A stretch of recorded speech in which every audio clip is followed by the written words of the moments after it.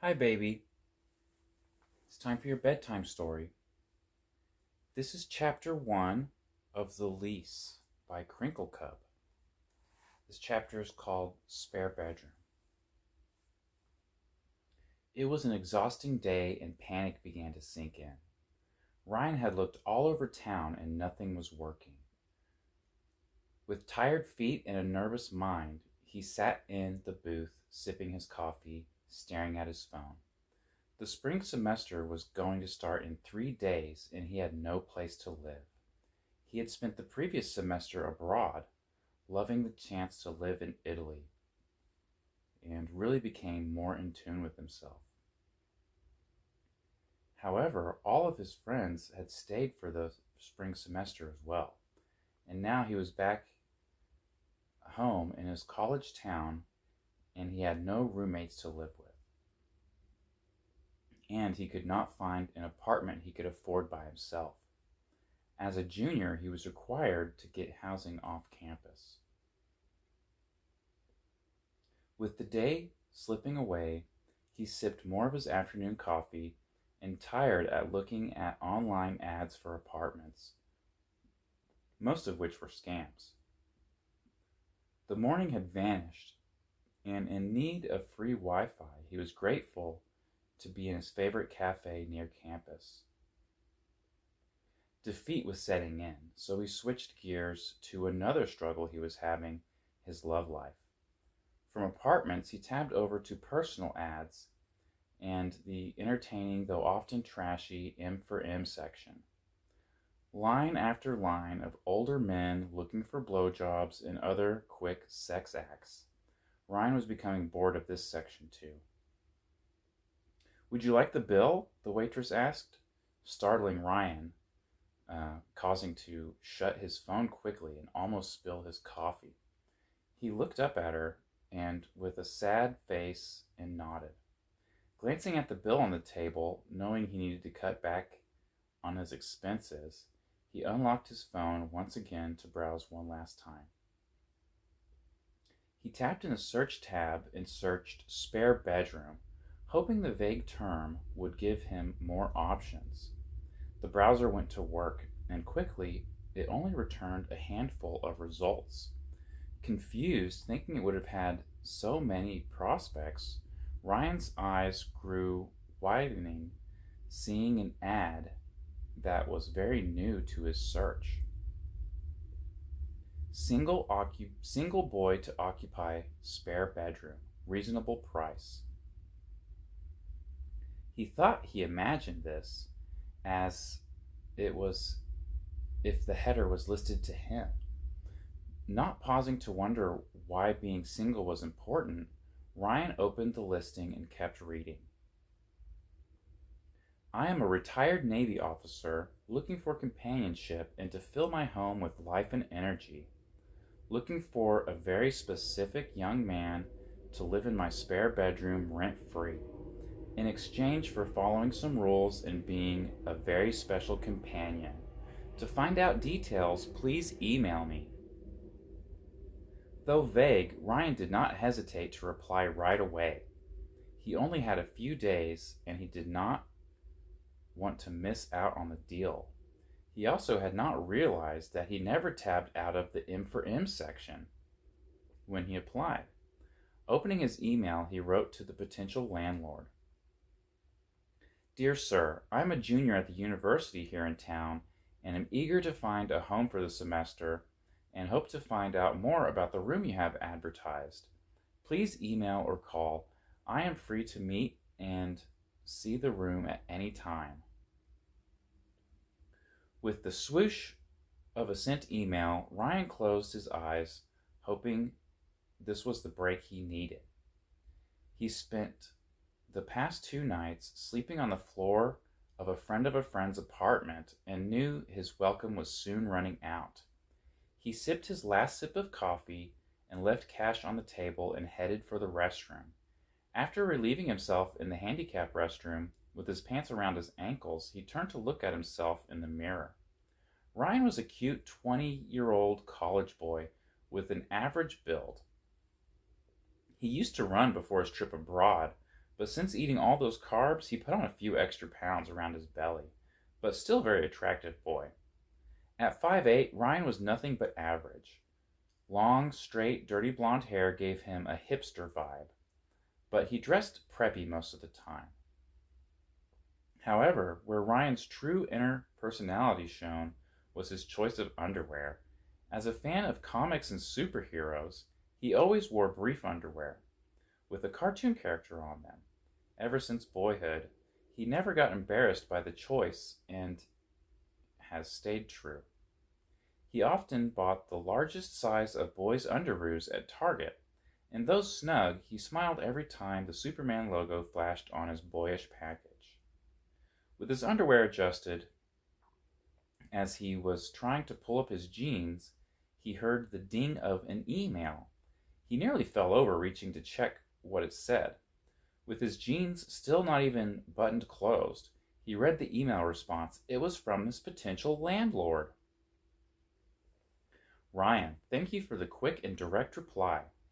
I am at home all evening. Come by and you can see if you're interested. I just made dinner, so feel free to stay if you haven't eaten. The address is below. Bob. And just like that, Ryan was elated. He was hungry for dinner and desperate for a home. This was working out already. Though a bit clumsy, he gathered himself and headed to the cool afternoon to find the house. In his hand-me-down car, he started to drive, following his phone's directions. He drove through town, past his campus, through a few nice neighborhoods, and then to parts of town he had never seen before. A few more turns, and the density of homes really reduced. Surrounded by trees, after a 15-minute drive, he was now approaching the destination. Slowing down as the voice from his phone said the destination was on the right, Ryan looked around and sees a single mailbox and a driveway through the trees. With a bit of nerves and apprehension, he put on his blinker and turns down the hidden drive. After a few hundred feet, the wilderness fades and a large open lawn appears. There, just ahead, a charming brick home with 2 floors and shutters on the windows appeared. For all accounts, a stately home, almost manor-like. To Ryan, who came from a very modest and humble upbringing, this felt like an estate. Relieved from his earlier nerves, he parks his jalopy of a car and gets out into the blustery winter. Fixing himself to be presentable, he walks to the large wooden door and rings the bell. A moment passes and he debates ringing it again. Just as he was about to, he hears it unlock and it begins to open. Standing on the other side of the threshold is a tall, weathered, handsome older man. When his sharp blue eyes take into the handsome boy before him, his face is painted with a large, unwavering smile. Still standing in silence, Ryan's host snaps out of his daze and begins to speak. "You must be Ryan. I'm glad you came. Please come in out of the cold." Ryan complies, stepping and looking around at the large home. He could feel the warmth of a fire in the nearby living room, which was very comforting. "Come now, let's sit and talk and get to know each other." The older man shows Ryan to the living room and gestures to a pair of large wing-back chairs. "Now, I'm Bob. I'm so pleased to meet you. Make yourself comfortable and feel free to tell me about yourself." Settled in, Ryan looked at Bob and started to share. "I'm going to be a junior in college, and I'm majoring in communications. I recently completed a semester in Italy, and now I'm desperately looking for a place to live. I'm originally from up north, but settled into life here in the Carolinas. Thank you again for meeting me so quickly and being so accommodating. You have a lovely home. It's so inviting. Do you live here alone?" Bob nodded with a bit of sadness. "I'm retired from the Navy last year, and before that I lived around the world. Several years in Italy myself. After that, I taught for a few years as an adjunct professor at your school. It was nice to teach young minds. I stopped teaching last year and thought I needed the solitude and peace and quiet of a comfortable home like this. But it is mostly just quiet here now. Bob went on to talk about his career and passion for traveling. Enough about me. I'm curious about young minds. Tell me, boy, what about my ad made you respond? Ryan had not been called boy before. That made him hesitate, but realized he was talking to a worldly, older Navy man and professor. Who was he to think that was weird? Well, sir, he stated, not aware that he just called Bob sir, but felt it still appropriate. I don't want my desperation to sound too significant, but I'm on a serious budget and I can't find an available room or apartment I can afford anywhere in town. Your ad had everything I needed, a room to stay in and a great price? Ryan said with a grin and curiosity, hoping that he had not misunderstood the advertisement. Bob smiled back and chuckled. Well, I did hope the mention of a good price would be attractive. I'm glad that worked. I was nervous about posting in the M for M section of Craigslist, but so far I think we're hitting it off well. Let me show you the house. I'm certain you are very curious about the space and the details of what I'm looking for. Ryan's eyes widened. He had not realized he found the ad in the M for M section, but now realized how that happened. He tried to think about the wording to see if he had any clues of what he was getting himself into. But before he could think too closely, he was getting escorted back into the large front foyer. I don't want to mislead you, Ryan. I am not very formal. That living room is the adult space in the house. The rest is much more comfortable. Bob points out in air quotes and a smile. The tour continues across the foyer. This is the dining room. As you can see, I've been doing some redecorating. I presume this is where we could share most of our meals. Part of living here would include being my mealtime companion. I hope that's okay for you. Ryan, feeling a bit of a grumble in his stomach at the moment, nods happily. Great, we'll discuss food preferences then, should you decide to stay. Before getting escorted into the next room, Ryan looks at the dining room more closely. A large wooden farmhouse table occupies most of it. There are lots of dining chairs, but what appears to be lots of furniture under painter's tarp in the back corner. He couldn't figure out what was missing from the room that would be under there, but gave it no thought. Through here is the kitchen and the great room. I bet this is where a lot of our time would be spent. The kitchen was giant. Ryan thought his childhood home could probably fit in this room. Cabinets extended tall up to the ceiling and went on and on. In the middle was a giant marble island with a huge sink in the middle. In awe of the stunning space, Ryan leans on the counter. Yes, you may notice the counters are a bit higher. I did that custom as I'm a taller man. I find it more comfortable. Ryan didn't notice at first, but the counters did somehow make him feel smaller. Are you thirsty? Bob asked, reaching for the cabinet that turned into a hidden fridge. Ryan was impressed and nodded. Bob handed Ryan a bottle of water, or what seemed to be a bottle of water. It was not disposable and a bit oddly shaped, with what seemed to be a sippy cup top built in. Seeing his perplexed face, Bob jumped in. Oh, they are my no-spill water bottles. You don't mind, right? This way, no messes to clean up. Right, son? Thinking that made sense, Ryan put the sippy bottle to his lips and began sucking in the water. So from the kitchen, you can see the great room, where I have a big TV, gaming systems, and other fun toys. Bookshelves and storage cabinets occupied much of the far wall, with a giant stone fireplace in the middle. Above the mantel was a massive TV. Ryan just sucked his water in surprise. The tour continued past the solarium full of plants and Bob's private study and out to the back patio. So I have lots of land here, nice and private, plenty of lawn to run around in, and trees to climb. Bob chuckles. and down the lawn a bit is a playground. I never removed it from the previous owners. Back inside, the pair are interrupted by the doorbell. Bob walks across to the foyer to answer it. Ryan waits patiently, looking at Bob standing in the door.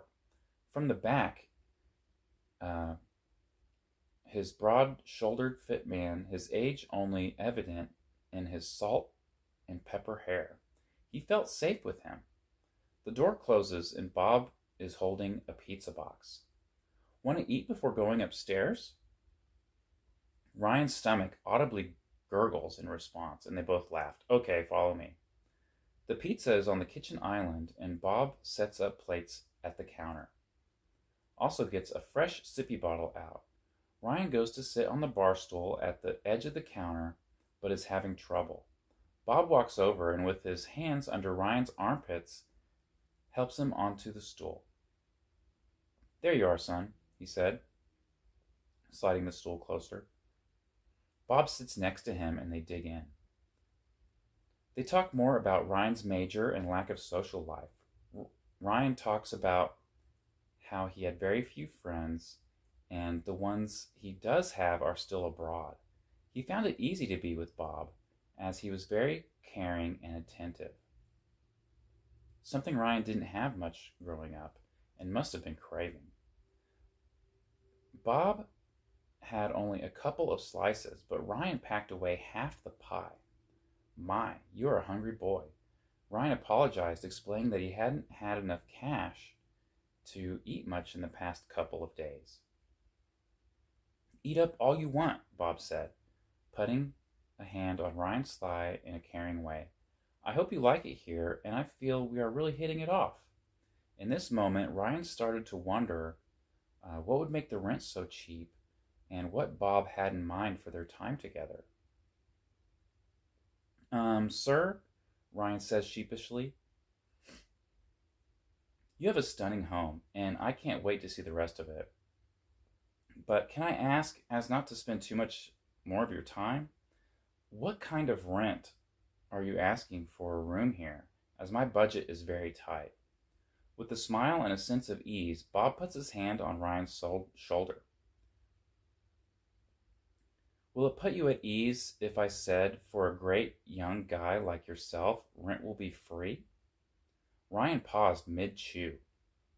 He could not respond, but his face said it all. I know that sounds strange, but like my ad said, I need the company. I don't need your money. I want to care for you, and you'll do the same for me. I have a few rules and guidelines you'd have to abide by, but if we can agree to the terms, you can stay here as long as you need, rent-free. Ryan was shocked but excited. How hard could that be? Okay, that sounds fair. What kind of rules?